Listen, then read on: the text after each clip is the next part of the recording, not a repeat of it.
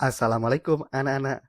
Pada pertemuan kita hari ini, materi tentang Kerajaan Kediri, yang juga dikenal dengan nama Kerajaan Panjalu.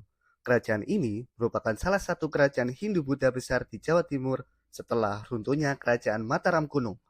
Kerajaan Kediri memiliki peran penting dalam perkembangan politik, ekonomi, serta sastra di Nusantara. Pada masa inilah karya-karya sastra besar lahir dan menjadi warisan budaya Indonesia. Tujuan pembelajaran.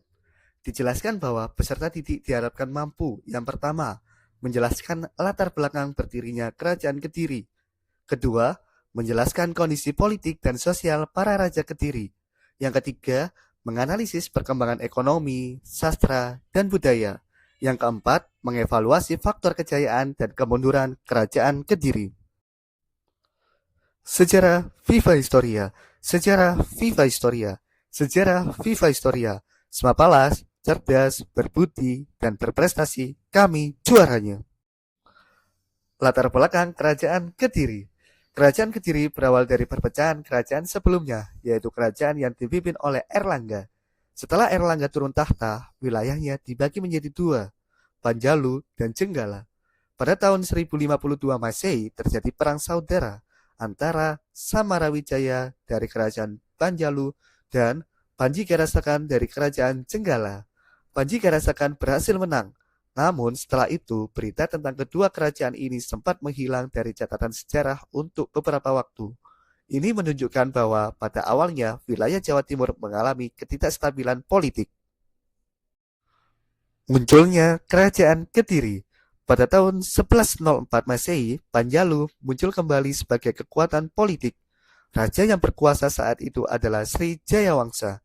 Sejak saat itu, Panjalu lebih dikenal dengan nama Kerajaan Kediri, dengan ibu kota di Daha. Sekarang diperkirakan berada di sekitar Kediri, Jawa Timur.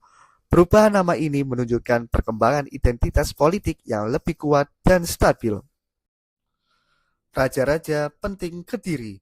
Beberapa raja penting dalam sejarah Kediri. Yang pertama, Bhameswara 1117, memperkuat pemerintahan dan stabilitas kerajaan. Kedua, Jayabaya 1135 Masehi, raja terbesar dan paling terkenal. Masa pemerintahannya dikenal sebagai masa kejayaan Kediri. Ketiga, Kameswara, raja pelindung seni dan sastra. Pada masa inilah banyak karya sastra lahir. Keempat, Kertajaya, raja terakhir kerajaan Kediri yang mengalami konflik besar hingga menyebabkan keruntuhan kerajaan Kediri. Masa kejayaan Raja Jayabaya. Masa pemerintahan Jayabaya dikenal sebagai masa emas Kediri. Beliau meninggalkan beberapa prasasti penting, prasasti Hantang, prasasti Talan, dan juga prasasti desa Jepun. Dalam prasasti Hantang terdapat semboyan yang terkenal, Panjalu Jayati, yang berarti Panjalu menang. Jayabaya juga dikenal dengan ramalannya yang disebut dengan Jangka Jayabaya, yang hingga kini masih dipercaya sebagian masyarakat Jawa. Pada masa ini, keadaan politik stabil, ekonomi berkembang, rakyat hidup makmur dan tertib. Kehidupan ekonomi. Kerajaan Kediri merupakan kerajaan agraris maritim. Artinya, agraris yaitu pertanian. Mata pencaharian utama adalah bertani, terutama menanam padi. Sungai Berantas berperan penting dalam irigasi dan transportasi. Yang kedua, maritim, artinya perdagangan dan pelayaran. Kediri aktif dalam perdagangan antar wilayah. Barang yang diperdagangkan antara lain hasil pertanian dan kerajinan. Perkembangan ekonomi yang baik menjadi salah satu faktor kejayaan Kediri. Kehidupan budaya dan sastra. Pada masa Jayabaya dan Kameswara, kehidupan budaya berkembang sangat pesat. Raja berperan sebagai pelindung seniman dan pujangga, serta pendukung kegiatan sastra dan keagamaan.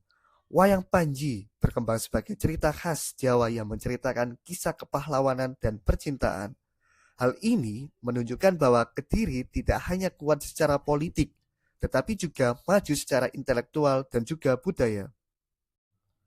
Karya sastra Kerajaan Kediri.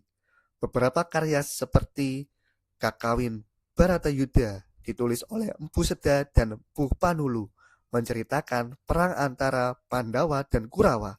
yang juga melambangkan konflik Panjalu dan Jenggala. Kedua, Krisnayana, karya Putri Guna, menceritakan kisah Kresna dan Rukmini.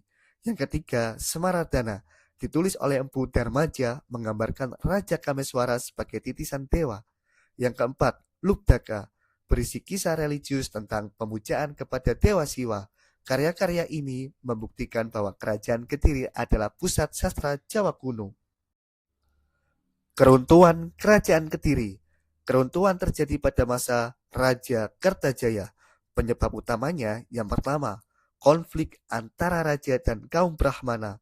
Yang kedua, Brahmana merasa diperlakukan tidak adil. Kaum Brahmana kemudian meminta perlindungan kepada Ken Arok, penguasa Tumapel. Pada tahun 1222 Masehi terjadi pertempuran antara Kediri dan Tumapel. Kediri kalah, dan sejak saat itu kekuasaan beralih ke Kerajaan Tumapel, cikal bakal dari Kerajaan Singosari.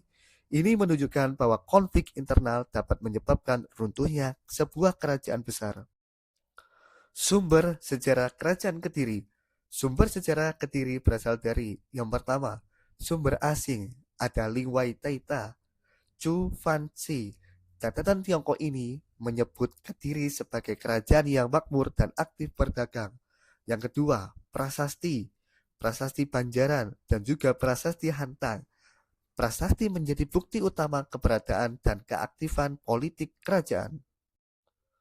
Melalui materi tentang Kerajaan Kediri, murid dapat memahami bahwa konflik bisa melahirkan kerajaan baru, kepemimpinan yang kuat membawa kejayaan, dukungan terhadap budaya dan ilmu pengetahuan menciptakan peradaban besar, serta konflik internal dapat menyebabkan keruntuhan.